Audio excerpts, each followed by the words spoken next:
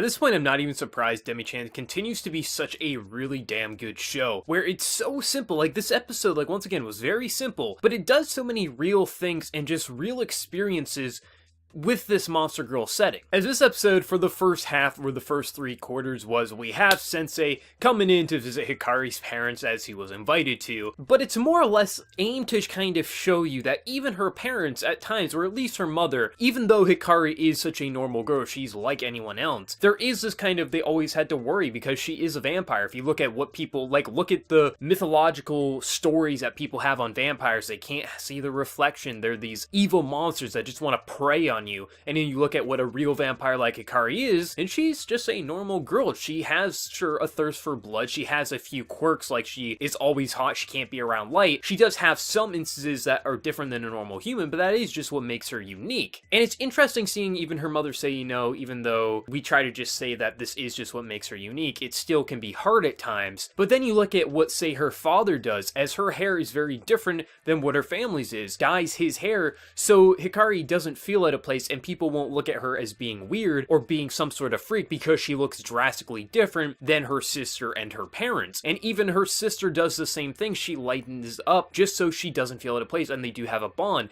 There's this really interesting sense of family love here, but also just showing you how if you're in a situation where you are massively different, even if you only have a few differences, be it race or gender, whatever it may be, sometimes people feel at a place. And the way Interviews with Monster Girls is handling this, I think is just really interesting. I'm really surprised no one's done a series like this before, as I mean, there definitely are series that handle kind of social behaviors and issues and real world things like this, but I've never seen it done this damn well, and I'm surprised no one did this before whoever made this manga did, because it's a really interesting concept, and now seeing the execution, there's no way why this wouldn't work as long as you're not just aiming to make it fan servicey like something like Monster Musume. It's aiming to just take a different approach of how characters react to differences in their lives, and it's doing it really damn well. Like, so far the worst thing about this series can be the animation at times, as it can dip massively, but at the core it does stay fairly consistent with what it goes, and because it is a simple school series, the most kind of flair you'll see is with things like the Dullahan and her flames going up or things like that. It's really about facial expressions and things like that, so there's not a lot of issues when it comes to, like, we don't see a lot of movement that could dip, more so it's just with wider shots and things like that. But in terms of the actual story, it stays very basic, but how it slowly but surely builds on this world and how people react to Demis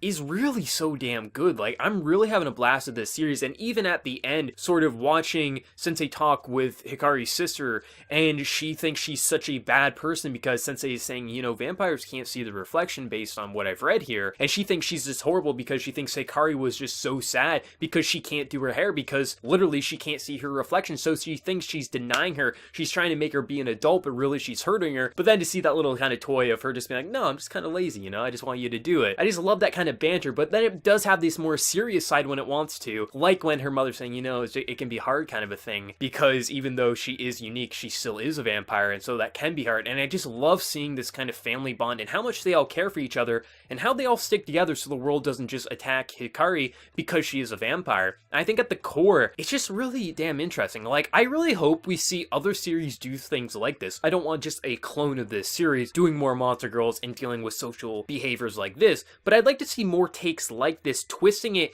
in an interesting way to keep it realistic, but have a sort of fantasy feel to it. Because after seeing only like 5 or 6 episodes, I think this is episode 6 of this series, more series should take note at how they're handling this kind of character dilemma here. Like, even when we had that bullying episode, it didn't end in a fist fight. All the anime would go that route. There's so many things that it's doing to make it feel more believable. Now, anime doesn't always have to be believable. We like to watch anime to escape from reality. But when it tries to be believable and then just fails miserably, and you can tell when that happens, I don't know why series don't do it more like this, because this is a great example of how to do character development and character dynamics right, and slowly build on the world and what makes this society what it is. I'm having a blast with this series, seriously. It's just a matter of, I think Hikari has definitely had the most time to shine out of anyone, and I am hoping with future episodes we do pull back again and focus on, say, the Dullahan again, and things like that. I mean, obviously the succubus is setting up to have some probably funny adventures as she thinks Sensei isn't sexually attracted, she doesn't have this kind of effect on him, which he has a good poker face is all it is. So I am hopeful that we're going to see more with her and the Dullahan, things like that. But I hope, like, as much as I love Hikari, I could watch just 12 episodes only focusing on arcs with her. I do hope, because we set up with all these characters, we do get enough time with the others that Hikari doesn't completely steal this show. As great of a character as she is, I think we do need time with the other characters as well. Not to say we haven't had time with them, but I am just a little worried that maybe we're going to focus too much on her. But I am hopeful with the coming episodes, we're going to focus more. Really, the succubus needs some time. She hasn't had a lot of time yet, but I think, you know, within the next couple of weeks, we're going to see something like that. But I had a lot of fun with this episode. I mean, Hikari's still my favorite character, but it just impresses me. Even though I know this, I should expect this, it still impresses me that it's not a one-trick pony and it's continuing to deliver really interesting character dynamics and real social issues, just without using racism. We're doing things with like demis and things like that. But for anyone who watched this episode, how did you enjoy it? And currently, what was your favorite part of the episode and who's been your favorite character? Let me know your thoughts in the comment section below. And before you leave, hit that like button if you did enjoy the video. If you're new to the channel, be sure to subscribe. So until next time, everyone, please take care and have a good one.